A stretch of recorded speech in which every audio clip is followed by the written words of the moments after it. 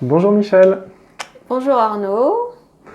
vous venez de finir les séances de Rolfing.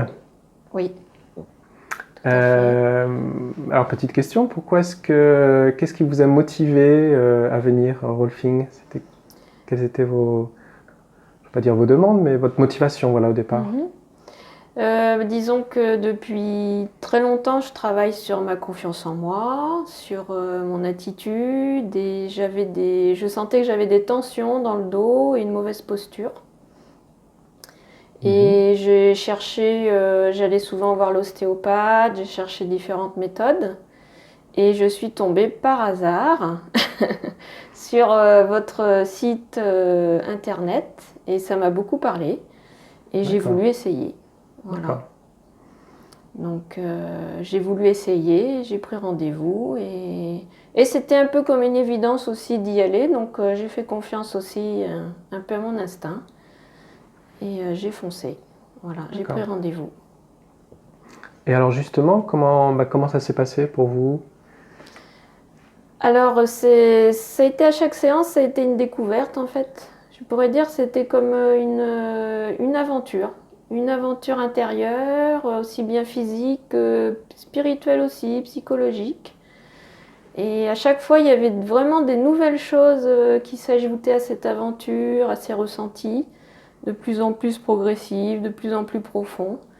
Et je voyais les progrès se faire petit à petit, aussi bien au niveau postural, au niveau des ressentis, au niveau de la présence, au final au niveau de l'alignement.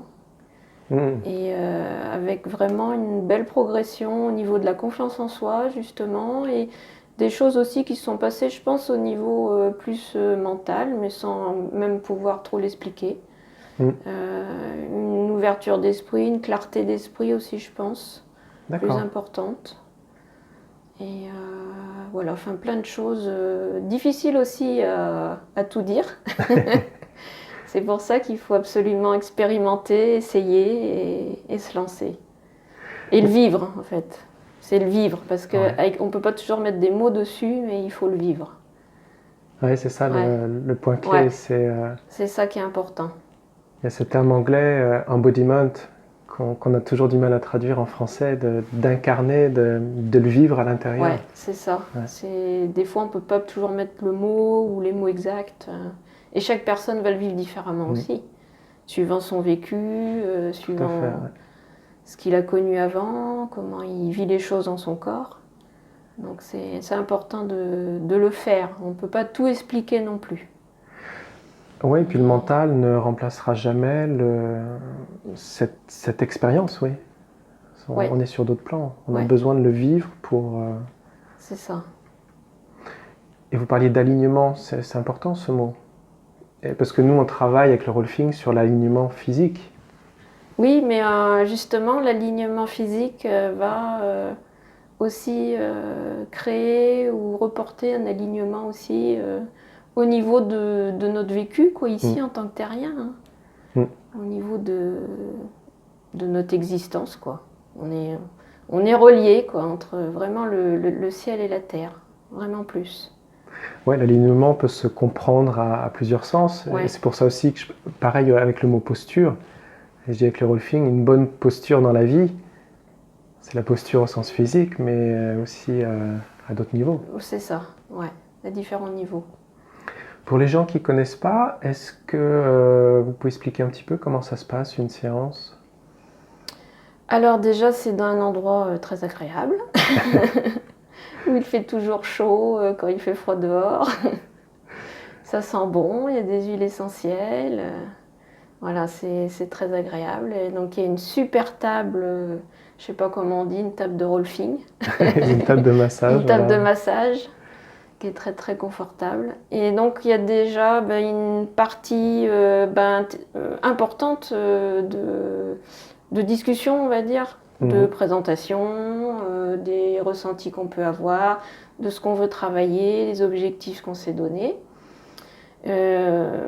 Voilà, et puis après il y a toute une partie au niveau de la marche, de la posture, et après la partie sur la table, moi c'était ma préférée. Voilà, donc il y a une partie Voilà. où le praticien travaille avec la personne sur la table de massage. Ouais, Et puis une autre partie d'exploration corporelle. C'est ça, c'est là où on peut ressentir des choses qu'on n'a pas l'habitude, Ouais. ou vraiment découvrir aussi, c'est une découverte. Une découverte, une redécouverte. Une redécouverte aussi, De ouais. mieux conscientiser son corps, Mm. ouais. Ok. Et comment vous vous projetez pour la suite? Parce qu'une question que les gens se posent souvent, c'est est-ce que ça va durer dans le temps? Oui, parce que je pense que les ressentis, quand on les a acquis, une fois qu'on les a bien ressentis, je pense qu'on les garde. Après, c'est faire des piqûres de rappel, peut-être avec d'autres séances de temps en temps. Moi, je vois ça comme ça. Et puis refaire certains exercices plus précisément. Mhm. Ceux dont on a besoin qui correspondent à la personne. Après, ça ne sera pas les mêmes suivant les personnes, mais refaire les siens, quoi. Ressentir les choses plus en profondeur, sans retomber dans une mécanique où peut-être qui serait Ouais, pas en fait, bonne. vous faites référence aux explorations de mouvement qu'on a Voilà. vues pendant les séances Ouais. et que vous C'est ça, vous refaire continuez à certaines explorer à la explorations. maison Ouais. et ce qui permet d'auto-entretenir et de passer des caps. Ouais. Et moi, je vois pourquoi pas refaire des séances de temps en temps. Voilà, ça peut être un entretien, Aussi mais en c'est entretien, ouais. Mais vous voyez déjà par rapport au début comment les choses ont pu Oui, après, il y a des avancer. choses qui se mécanisent, qu'on a acquéries, et je pense que le corps l'a enregistré. Ouais. D'accord. Eh bien, merci pour ce partage. Eh ben, merci Arnaud, et puis je conseille à tout le monde de se lancer. À tout le monde. Ça fait beaucoup de monde. Faut pas hésiter. Une belle continuation. Merci.